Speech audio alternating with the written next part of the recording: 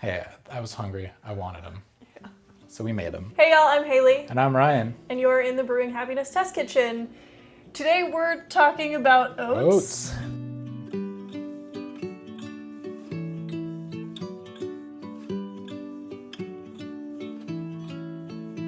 If you're like us, you're probably stuck in your house with a lot of Oats. bulk items. So Yep. we thought we would tackle one of those things, which is oats. It's common to have like a big bag in your house, and probably right now you're trying to figure out what to do with it. So we thought we would provide some recipes, some inspiration.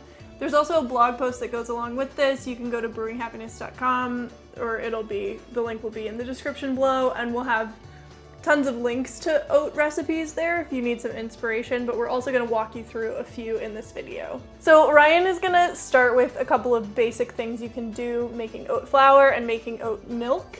Yeah. And he's gonna teach you how to do that. Yeah, both are very simple. Oat flour to start, all we do is put this into a food processor and just let it run for a minute or two until it's not being ground any further.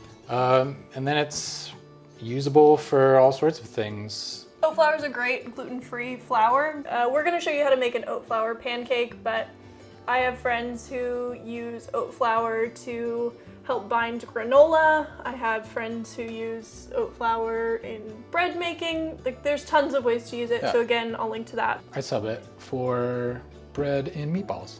Yeah, that's a good idea. And then oat milk. There's probably a lot of different ways you can make oat milk. This one is very simple that I came up with, where all you need to do is combine 4 tablespoons of oats, 2 cups of water, a half a teaspoon of honey, and an 1/8 of a teaspoon of salt. All you gotta do is blend it and strain it. He uses a double strainer just to make sure you get all of those particles. You could also strain it through a cheesecloth or a nut milk bag. Right. Because straining it through a fine mesh sieve doesn't get out all of the particles of oats, you'll find that it does collect a little at the bottom, but all you gotta do is shake it, and Shake it's good to go. It's great for cereals or literally just adding to anything you would add milk in. Yeah. Let's talk about things we can add oat milk and oat flour to. So you've made them. Yeah. What do you do with them? You made them. Use them. Great. We're gonna. So we created a close to single serve oat flour pancake recipe. It So creates about 4 pancakes, so either you can eat them all yourself or it could be shared between 2 people. We like to share them. Yeah. But it's a very simple pancake recipe, and it's honestly like our favorite. So what you're gonna do is add 3/4 a cup of oat flour to a bowl, along with 1 tablespoon of cornstarch. Then you will add half a teaspoon of baking powder, 1/4 a teaspoon of baking soda, 1/4 a teaspoon of cinnamon, and a pinch of salt. You'll just mix all of that together. And then to the dry ingredients, you'll add your wet ingredients, which is 1 egg, 1/4 a cup of oat milk, a tablespoon of maple syrup, a half a tablespoon of coconut oil melted, and 1/4 a teaspoon of vanilla extract.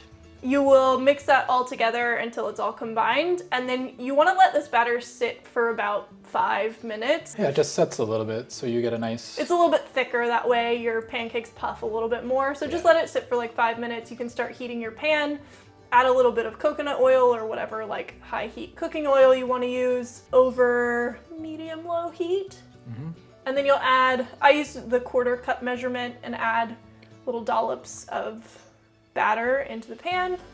Wait, you'll know when it's ready to flip, like it becomes pretty solid around the edges, lots of bubbles happen. You'll flip them, cook it just a minute or so on the other side, and then you're good to go. If they're not your new favorite pancakes, I don't know, you're doing what it wrong. pancakes you're eating. Yeah. Should we talk about vegetable oat fritter?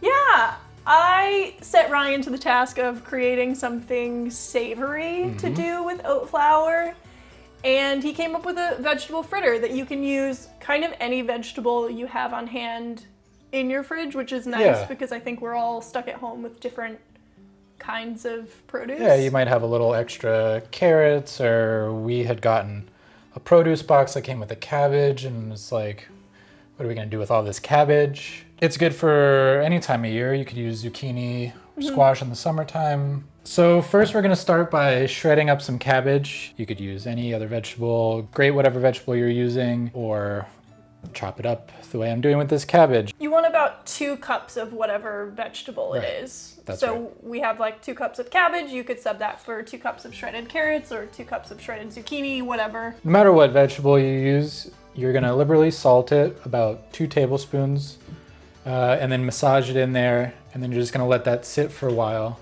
you do the next step, which is dicing about a cup of onion, which is approximately a half to a quarter of an onion, depending on how large it is. We use 3 cloves of garlic, chopped, 4 tablespoons or a half a stick of butter. Get a pan hot over medium heat. We're gonna add our butter, let that melt. We're gonna let it brown a little bit. Then we add our onions and garlic. Slowly cook that till it develops color over the course of about 5 minutes. Medium-low heat, stirring occasionally. While your onions and garlic are cooling, we're going to squeeze all the water out of our vegetable. I generally just put it into a mesh strainer and squeeze it. You could put it into a clean kitchen towel and squeeze it that way, kind of wring it out. Either way, get as much of the moisture out as you can.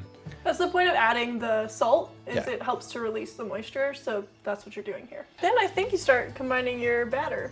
I start making a batter. That's right. Batter is I think you use oat flour. oat flour for sure. So we're gonna put a cup of oat flour into a bowl. We're gonna mix in 1/4 teaspoon of baking powder, 1/4 teaspoon of salt, 1/8 teaspoon of ground black pepper. We'll add an egg, 1/3 of a cup of oat milk, and then we'll mix in our butter, onion, and garlic mixture. We'll mix that together we'll whisk that together, and then we'll fold in our vegetable. And we're ready to fry some fritters. We like ghee. For Ghee most is a great things. high heat cooking oil, so we like to use that. You could use any other high heat cooking oil. Yeah. So now we have a hot pan with fat in it, with some oil, some cooking oil. Start adding that to the pan. I'll kind of flatten each one out. You cook them on one side for how long? About 3 minutes. Great, then you flip them, I assume. Flip them. Definitely flip them. You're gonna want to flip those things and get a same kind of brown color on the other side. Add some salt and pepper if you want, or just throw a little chopped parsley or whatever herbs. You could also add herbs to the batter of this if you wanted to. These are very customizable. We kind of gave you base recipes that you can play around with. Okay, that's it.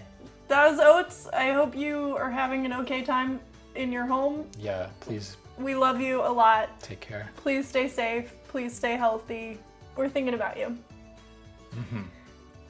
So until next time, I'm Haley, I'm Ryan. and we're Making healthy happen. happen.